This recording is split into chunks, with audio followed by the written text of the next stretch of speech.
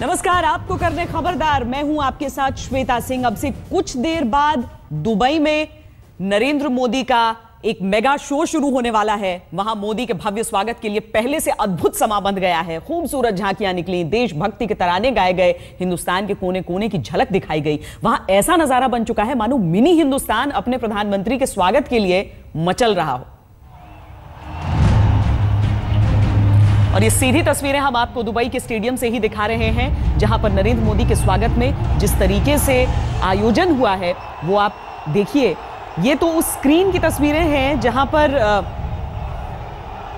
नरेंद्र मोदी के स्वागत के अक्षर चिन्हित हैं और साथ ही में उनकी चंद तस्वीरें।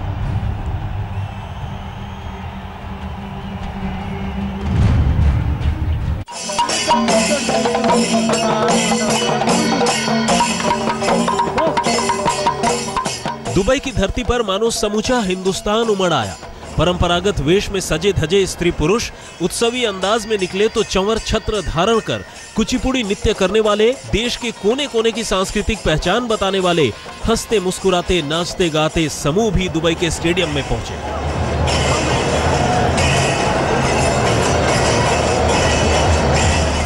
तिरंगा दुबई में इतने फख्र से इससे पहले कभी नहीं लहराया होगा। भगवा ध्वज हाथ में लेकर टोलियां निकल पड़ी घरों से, क्योंकि आज हिंद की जमीन से चलकर भारत का नायक दुबई की धरती पर हाल चाल लेने आया है।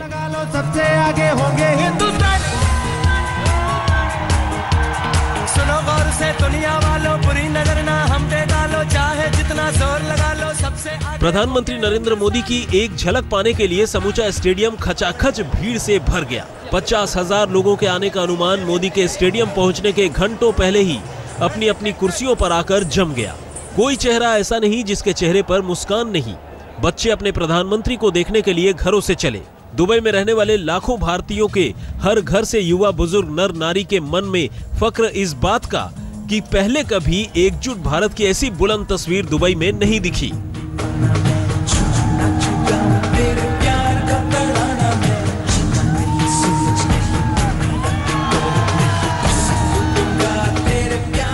गणतंत्र की झांकी आज चल पड़ी हो मानो स्टेडियम की ओर। देश के कोने कोने की सांस्कृतिक झांकी और विविध वेशभूषा में भारत की एकता का संदेश देते हजारों लोग खिले चेहरों से दुबई के स्टेडियम में पहुंचे तो समा ही निराला बन गया। प्रधानमंत्री नरेंद्र मोदी के स्वागत में हर चेहरे और हर धड़कन से उठी देशभक्ति के सुरों की अनूठी तस्वीर, क्योंकि आज देश के गौरव का सवाल है। 125 करोड़ हिंदुस्तानियों की एकजुट ताकत को दुबई से सचमुच नया तेवर, नया अंदाज मिला है। आज तक ब्यूरो। चलिए, खबरें तो आगे हम देखते रहेंगे, लेकिन अभी हम आपको सीधे दुबई के उस स्टेडियम में लिए चलते हैं। प्रधानमंत्री नरेंद्र मोदी वहां पर लोगों को संबोधित करेंगे आज। B.R. Shetty, Padma-Shri, Dr. B.R. Shetty. Ladies and gentlemen, please give them a huge round of applause.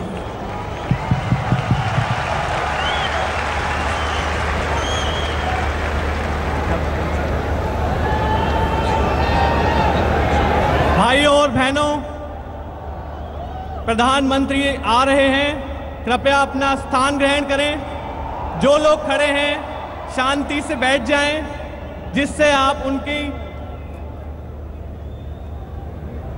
जितने भी लोग खड़े हैं काइंडली बैठ जाएं। प्रधानमंत्री आ रहे हैं।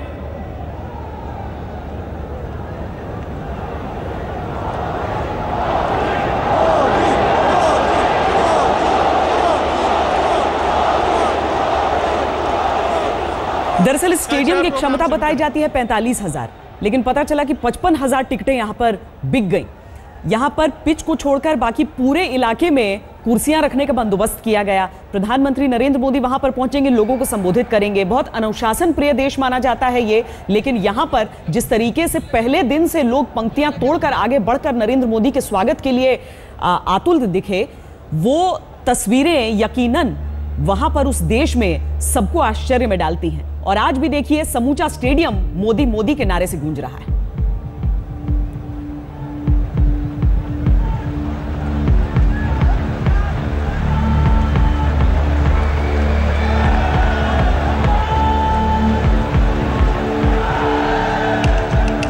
गल्फ न्यूज न्यूज के एडिटर बॉबी नकवी इस वक्त हमारे साथ सीधा वहीं से जुड़ रहे हैं। जिस तरह की तस्वीरें हम देख रहे हैं, क्या ये आम है वहां पर दुबई में? हेलो जी जी जी, सवाल दोबारा पूछिए। नकवी जी, मैं पूछना चाहती हूँ आपसे कि जिस तरह की तस्वीरें हम देख रहे हैं वहां पर, एक खचाखच भरा स्टेडियम एक पॉलिटिशियन के लिए, एक राजनेता के लिए, एक सियासतदान के लिए, क्या ये आम है?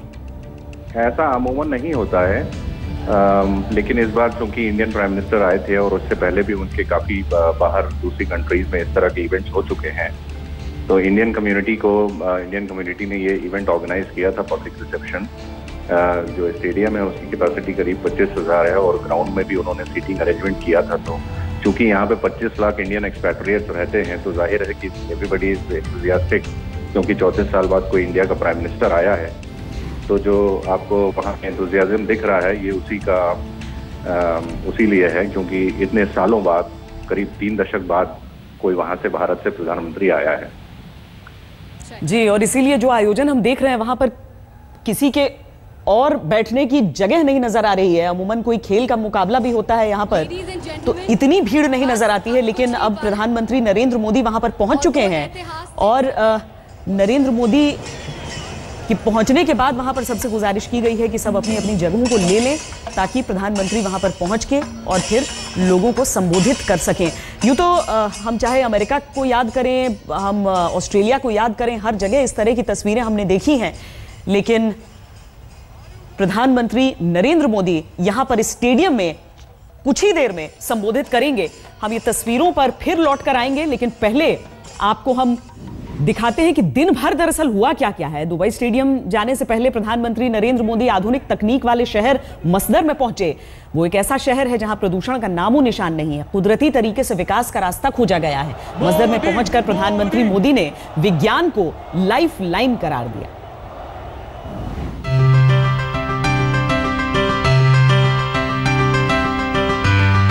रेगिस्तानी सरहद में सिमटा ये शहर क्या हिंदुस्तान में स्मार्ट सिटी के सपनों को हकीकत बनाने में मददगार साबित होगा? ये मसदर है, भविष्य का शहर कहा जाता है इसे। एक ऐसा शहर जहां की आबोहवा में कार्बन की मात्रा 0 है, जहां सोलर एनर्जी का इस्तेमाल होता है, जहां बिजली नहीं सोलर एनर्जी से वाहन चलते हैं। मसदर दुनिया के लिए मॉडल है तो ये देश मोदी के लिए। वो निवेश चाहते हैं, इस देश की विशेषज्ञता की बुनियाद पर नए भारत का निर्माण चाहते हैं। वो भारत जहां अगले 7 सालों में 5 करोड़ नए घर बनने हैं। 2022 जबकि भारत अपनी आजादी के 75 साल मनाएगा, हम 50 मिलियन एफोर्डेबल हाउस बनाना चाहते हैं, लो कॉस्ट।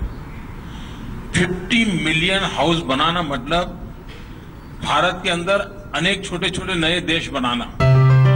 प्रधानमंत्री ने भविष्य के शहर को देखा, परखा, खूबियों को पहचाना, डिजिटल स्क्रीन पर अपने सिग्नेचर भी किए, लिखा विज्ञान जीवन है। पीआरटी यानी पर्सनल रैपिड ट्रांजिट में मोदी ने खुद ट्वीट करके बताया कि उनके लिए एक कैसा अनुभव था। हमने बीआरटी के बारे में सुना था, लेकिन मसदर शहर में पीआरटी या पर्सनल रैपिड ट्रांजिट के बारे में जाना। तमाम दूसरे दौरों की तरह पीएम मोदी ने यूएई के कारोबारियों से भी निवेश पर संवाद किया, अपनी प्राथमिकताएं बताई, विकास के एजेंडे गिनाए और हिंदुस्तान में निवेश का न्योता दिया। आज तक ब्यूरो। दरअसल प्रधानमंत्री नरेंद्र मोदी जहां भी जाते हैं वहां की खूबियां जरूर परखते हैं ताकि हिंदुस्तान में उसे कैसे आजमाया जाए इसे समझ सकें। लेकिन इस सब के बीच राजनीति न हो, ये कैसे हो सकता है? कल प्रधानमंत्री नरेंद्र मोदी अबू धाबी के शेख जायद मस्जिद गए थे। ये पहला मौका था जब प्रधानमंत्री किसी मस्जिद में गए हों। बस इस बात पर विपक्ष उखड़ गया। किसी ने कहा बिहार चुनाव के लिए मोदी का यह खेल है, किसी ने उनकी धर्मनिरपेक्षता पर सवाल उठा दिए।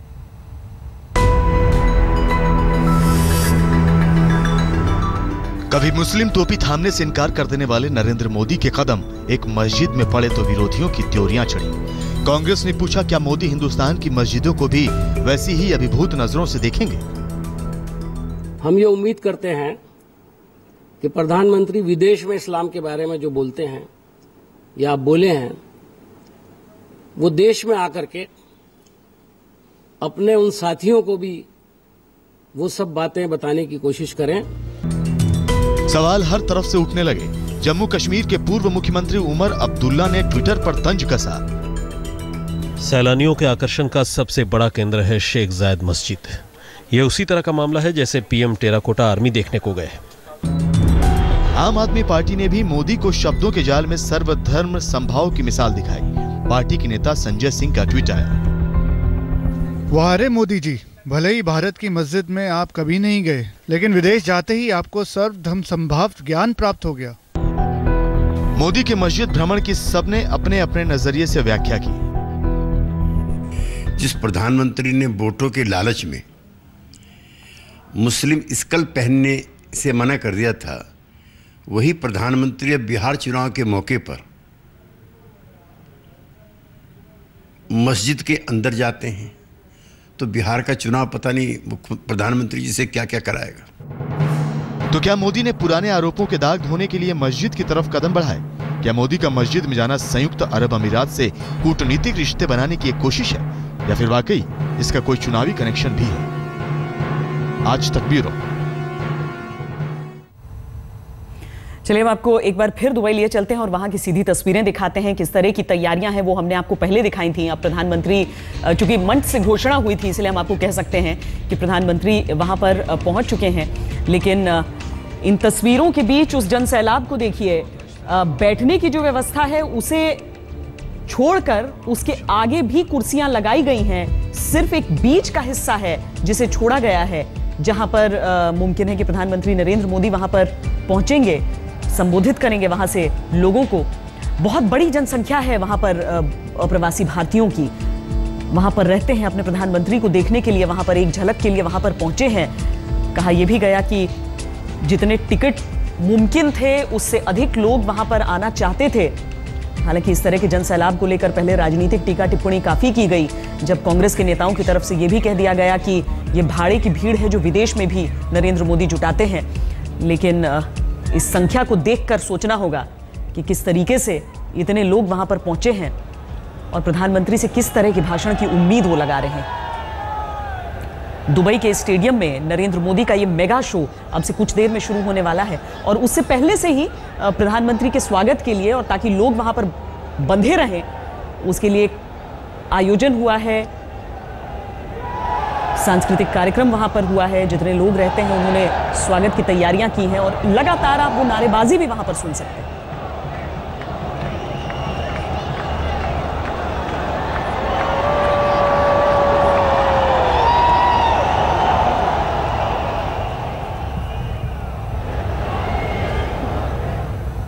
भारतीयों को यहां से संबोधित तो करेंगे प्रधानमंत्री, लेकिन इसी दौरे के जरिए उन्होंने संयुक्त अरब अमीरात से नए रिश्तों की शुरुआत की।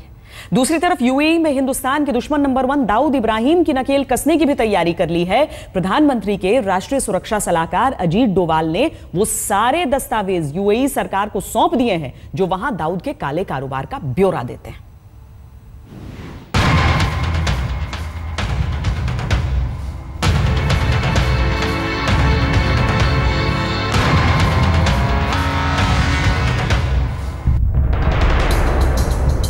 डॉन की उल्टी गिनती शुरू हो चुकी है। दुबई में दाऊद के साम्राज्य पर बड़ी चोट की तैयारी हो चुकी है। भारत सरकार ने उसके आर्थिक नेटवर्क को तहस नहस करने की ठान ली है। कैसे दाऊद को दबोचा जाएगा बताएंगे, लेकिन पहले देखिए कि दुबई के किन कारोबार में अंडरवर्ल्ड का आका पैसा लगा रहा है। होटल, रियल एस्टेट, शेयर बाजार, फार्मास्यूटिकल्स। भारत ने संयुक्त अरब अमीरात को दाऊद की अकूत संपत्ति का पूरा चिट्ठा सौंपा है।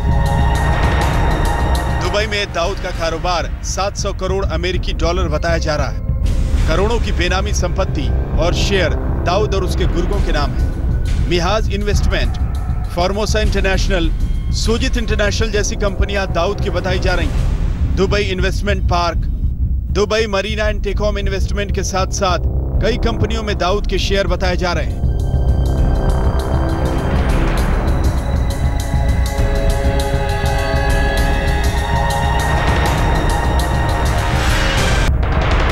दुबई में दाऊद के नाम अकूत संपत्ति का ब्यौरा यहीं खत्म नहीं होता।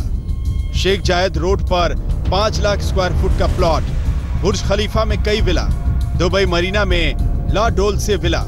हाल ही में दाऊद ने 3 लाख दिरहम में एक प्लॉट खरीदा है। कई शिपिंग कंपनियों में भी दाऊद का पैसा लगा। अल मंसूर वीडियो कंपनी पर भी दाऊद का कब्जा। दुबई से सट्टे का बड़ा रैकेट चलाता है दाऊद। दुबई में दाऊद का भाई अनीस इब्राहिम गोल्डन बॉक्स नाम की कंपनी चलाता है। मोदी की ये कोशिश कारगर रही तो ये दूसरे मुल्कों में फैली दाऊद की काली दुनिया की बर्बादी का आगाज होगा।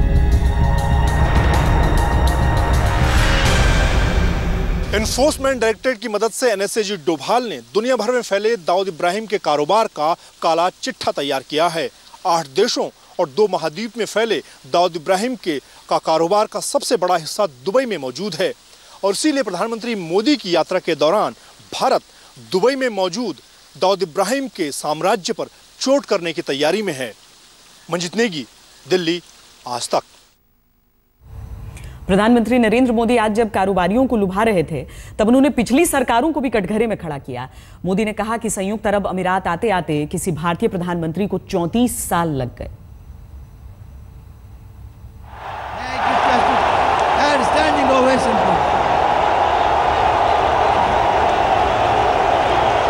हाँ, ये रिपोर्ट हम आपको आगे दिखाएंगे। चलिए, प्रधानमंत्री नरेंद्र मोदी वहां पर पहुंच चुके हैं।